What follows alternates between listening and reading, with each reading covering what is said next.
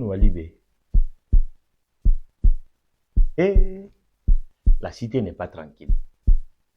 Surtout depuis l'inauguration de l'école primaire Barry Yawadou. Nous-mêmes, on se demande ce qui ne va pas. Hey, si on t'explique les problèmes de ce pays et que tu comprennes, c'est qu'on t'a vraiment mal expliqué. Ce qui nous manque ici, c'est le sens généralisé de l'humour. Les gens sont trop sur les nerfs ici. Tout le monde est tendu.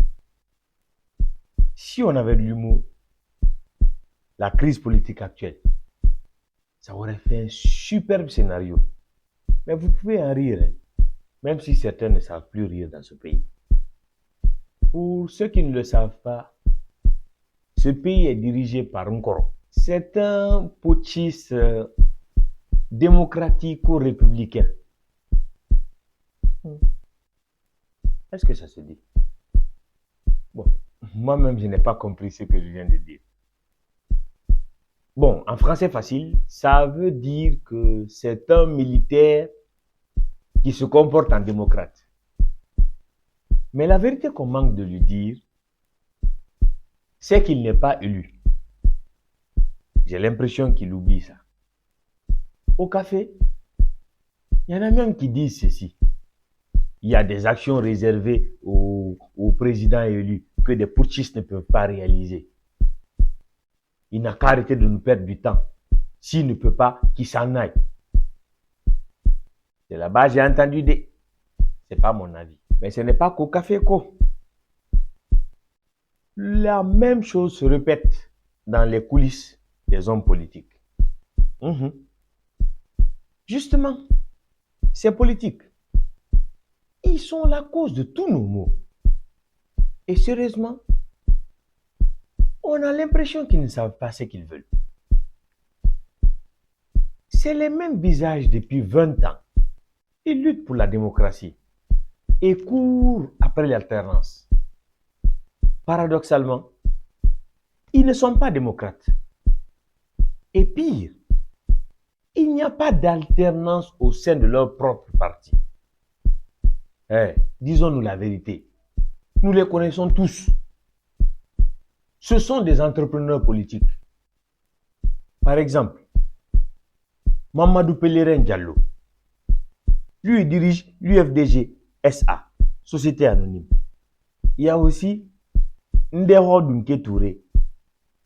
Lui, il dirige l'UFR SARL, Société à responsabilité limitée. J'oubliais. Il y a aussi la multinationale RPG Arc-en-Ciel. Ils sont même en faillite. Bon, il existe aussi l'UGDD Holding. Et eux-mêmes, ils ont accidentellement été chefs de file de l'opposition dans ce pays. Ce n'est pas tout, hein. Il y a d'autres PME politiques. Le BL, Sarlu, le PADES, Sarlu, le PTS, Sarlu, etc., etc. La vérité, c'est que nous sommes dans une crise. Ça, il faut l'oser l'avouer. Même si ça ne plaira pas au colonel Fatara Kamara. La crise est réelle. Ce qui est désolant, c'est que sous le regard du peuple, les acteurs n'arrêtent pas de nous manquer de respect. D'ailleurs, entre eux, ils ne se respectent plus. C'est pas qu'ils n'ont pas fait d'efforts, c'est qu'ils n'arrivent plus. Ils se sont trop mentis pour se faire confiance à nouveau. Malheureusement, c'est nous, pauvres populations, qui devront payer pour le fait que des aspirants présidents n'arrivent pas à se faire confiance et soient incapables de faire des concessions pour le bien des populations. On dit au Manding, Koni ka fokuite kumba fait. Il n'y a finalero. Ce qui veut dire que c'est la multitude de choix qui permet aux uns et aux autres d'avoir des caprices. Disons-nous la vérité. Nos leaders sont devenus capricieux. comme des benjamines de famille nantis. D'abord, ils veulent le dialogue, pas la concertation. Ensuite, le ministre de l'administration du territoire n'est pas leur interlocuteur. Ils veulent plus, même si c'est ce même ministre qui organisera les élections qui les conduira incertainement à la présidence. Puis, ils ont imposé des garanties pour aller dialoguer. Pour montrer sa bonne foi, Nkoro prend un décret. Et mieux, il désigne le patron du MATD, c'est-à-dire le Premier ministre. Mais ça aussi, ça ne suffit pas. Ils ne veulent même plus dialoguer. Parce que pour eux, ni le gouvernement, encore moins le CNRD, n'est crédible. Désormais, on est dans le scénario où le cadre est mis en place. La mise en forme est faite. Mais il n'y a personne pour venir à la table. Eh, Kabako. D'accord. Si c'est le sort que vous avez décidé de réserver à la Guinée, merci.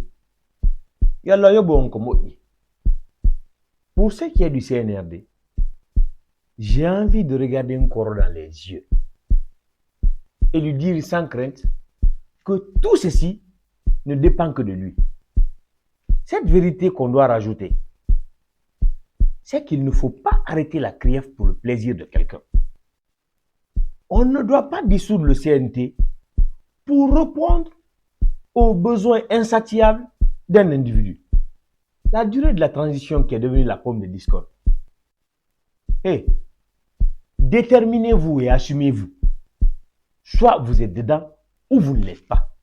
Mais ce pays ne peut plus continuer à fonctionner en mode Niala Sonna, si Dieu le veut bien. Non.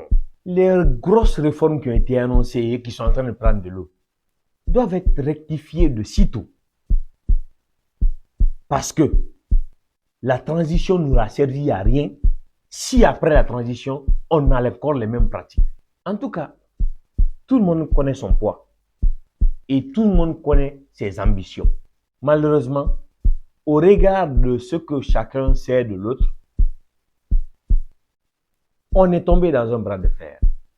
En attendant de savoir qui cédera le premier dans ce bras de fer entre des géants, moi, petit observateur, je vous souhaite bonne journée.